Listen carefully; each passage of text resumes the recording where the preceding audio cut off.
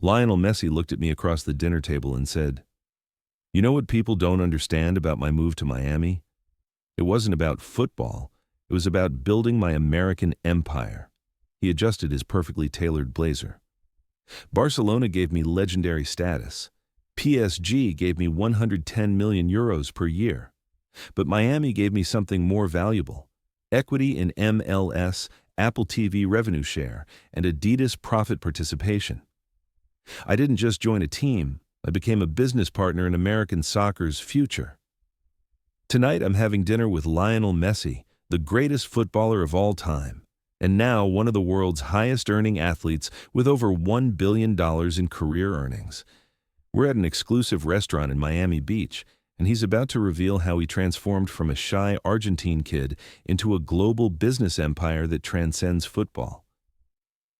Let me tell you the real story behind the Miami decision," Messi began, his voice carrying that quiet confidence that made him unstoppable on the pitch. 2023. Everyone thought it was about lifestyle, about playing in a relaxed league before retirement. The media said I chose Miami because it was easier than staying in Europe. He paused, sipping his water with the same precision he brought to every free kick. But this was the most calculated business decision of my career.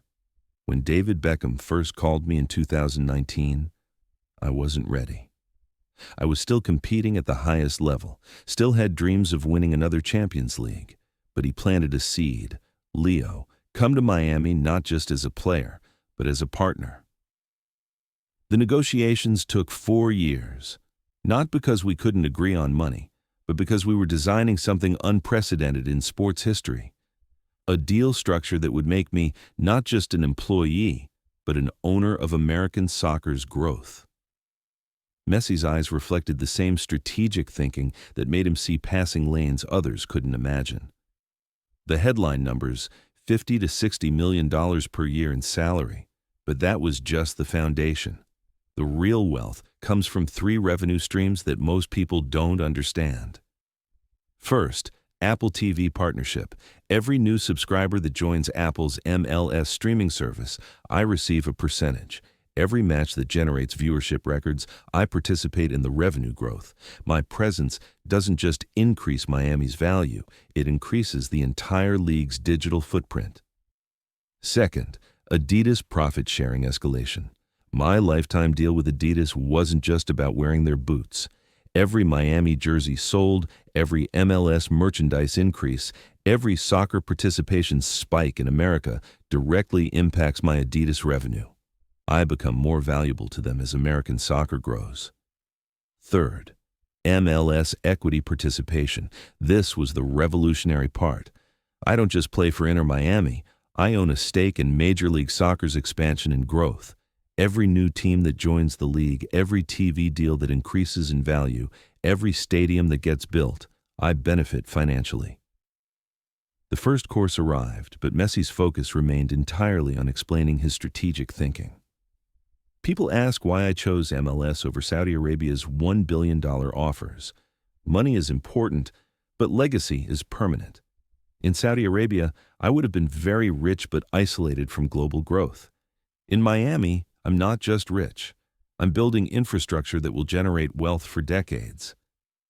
My arrival increased MLS season ticket sales by 40% league-wide. Miami's jersey sales became the highest in American soccer history. Apple reported their biggest single-day subscription increase ever when my first match was announced. That's not just athletic impact, that's economic transformation. But the strategy goes deeper than football. Miami is the gateway to Latin America. 60% of my global fan base lives in Spanish-speaking countries. By basing myself in Miami, I can serve North American markets while maintaining direct access to South American opportunities. My investment portfolio reflects this geographic strategy. Real estate developments in Miami and Buenos Aires, tech startups that serve both English and Spanish-speaking markets, entertainment ventures that can scale across both North and South America. Messi adjusted his watch, a custom MasterCard partnership piece that generated 7 figures annually just for wearing it. The MasterCard deal exemplifies my approach to partnerships. They didn't just want me to appear in advertisements, They wanted to create the Messi experience ecosystem. Every payment I process, every fan engagement they facilitate, every digital innovation they launch in soccer, I participate in the revenue growth. Same philosophy with my production company. We're not just making documentaries about my career. We're creating content that tells the stories of football's global impact. Netflix, Apple, Amazon, they're all competing for content that bridges American and Latin American audiences. I'm not just the subject. I'm the producer who owns the intellectual property. The timing of my Miami move coincided perfectly with American soccer's growth trajectory. 2026 World Cup in North America. Massive infrastructure investments, new stadiums, youth development programs, corporate sponsorship increases. I position myself to benefit from an entire industry's expansion. My relationship with Beckham goes beyond football. He proved that soccer superstars could become American business moguls.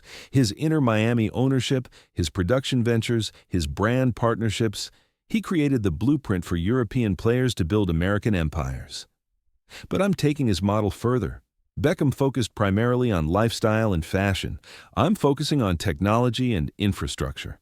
My investments in sports tech companies, youth development platforms, and digital fan engagement tools position me for soccer's technological evolution.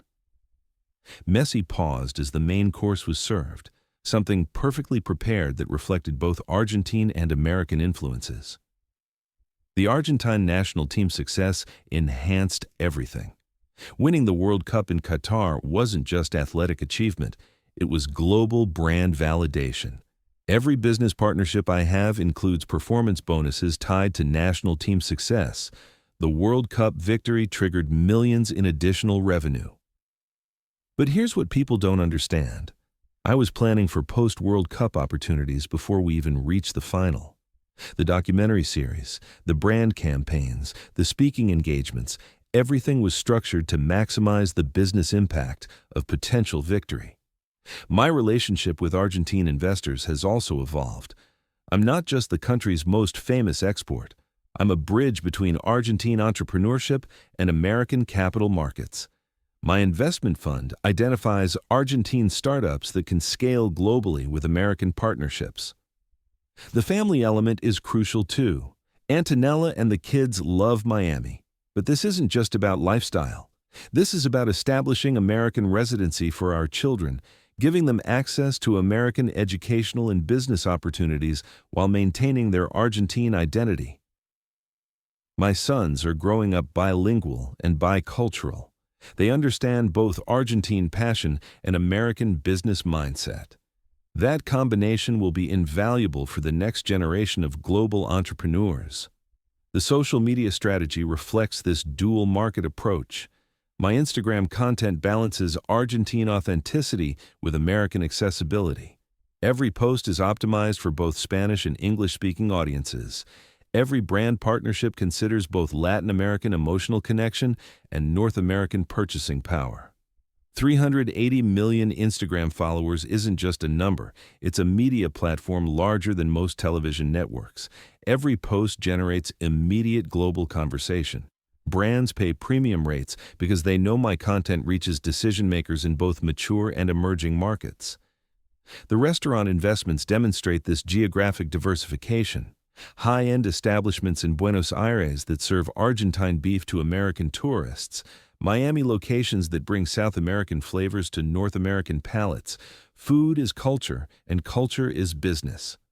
My wine ventures follow the same philosophy. Argentine vineyards that export to American markets, American distribution partnerships that introduce Messi-branded wines to new demographics. Every bottle sold builds brand equity in both regions. The pharmaceutical partnerships might surprise people. My growth hormone story from childhood created authentic connection to medical innovation. Now I partner with companies developing sports medicine technologies, youth health initiatives, and performance optimization tools. It's not just endorsement money. It's equity participation in companies that are advancing human athletic potential. Every breakthrough they achieve enhances the value of my stakes. Messi's expression grew more reflective as he considered his legacy. The comparison to Michael Jordan is inevitable, but I'm building something different.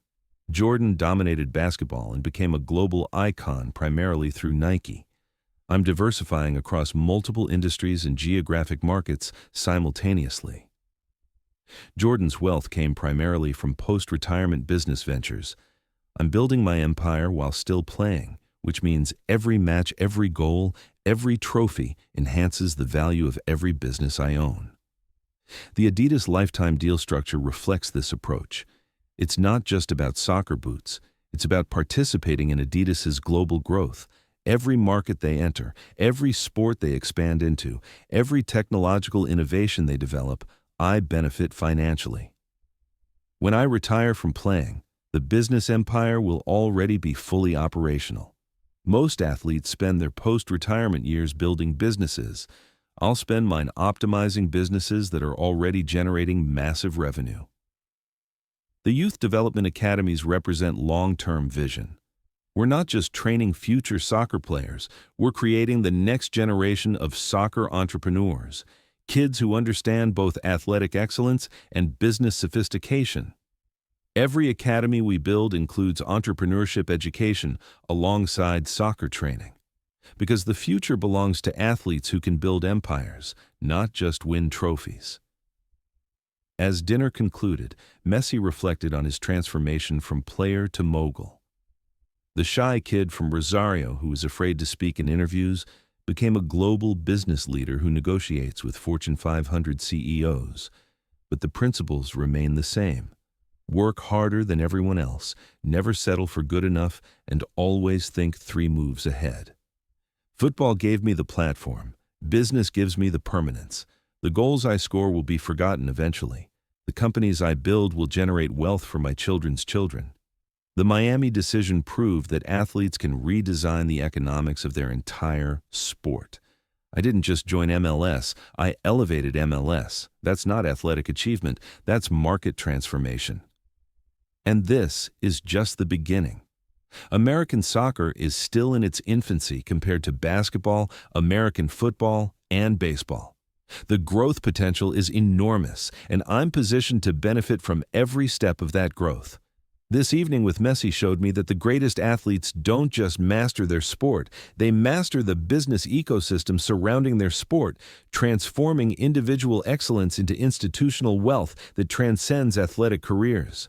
Don't forget to subscribe and check out the other videos to hear the most private dinner conversations where billionaires reveal their deepest secrets. Which part inspired you the most? Drop it in the comments. Let's figure out how to become billionaires together.